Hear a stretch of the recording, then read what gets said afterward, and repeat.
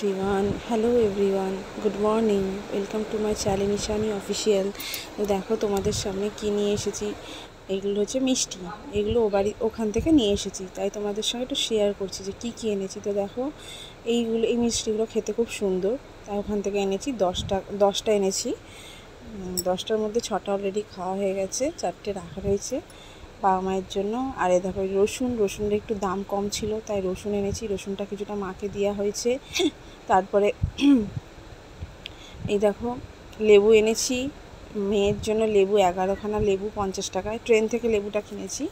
তো 11খানা লেবু এনেছি মেয়েটার জন্য, তার মধ্যে 50 টাকা নিয়েছে। আর এই দাও স্পেশাল জিনিস তো এটা হলো দইটা এনেছি, লাল দই।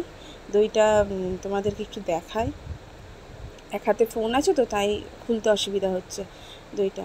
তো দইটা খেতে খুব সুন্দর, খেয়েছি, সবাই মিলেই খেয়েছি অবশ্যই।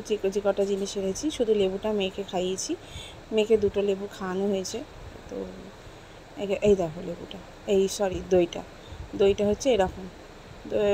আর দইটার একটা কি বলো তো, দইটা ওখানকার দই তো একটু দাম কম, আর খেতে খুবই সুন্দর, খারাপ নয়। আমি খেলাম, সবাই মিলে নিয়ে এসেছে।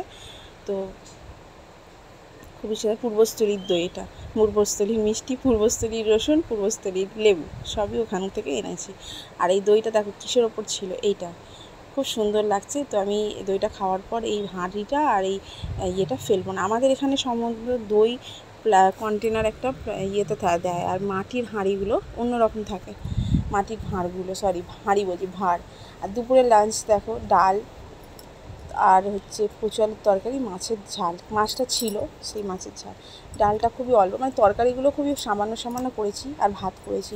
আমার শরীরটা ভালো ছিল না, তাই এগুলো দুপুরের খাওয়া দাওয়া হবে। আর এই দেখো কালকের ভাত ছিল, সেটা আমি খেয়ে নেবো, ভাতটা নষ্ট করব না। আর এইগুলো দিয়ে আজকে দুপুরটা চলবে। তারপর রাতে দেখি যদি কিছু কম পড়ে নিশ্চয়ই করব।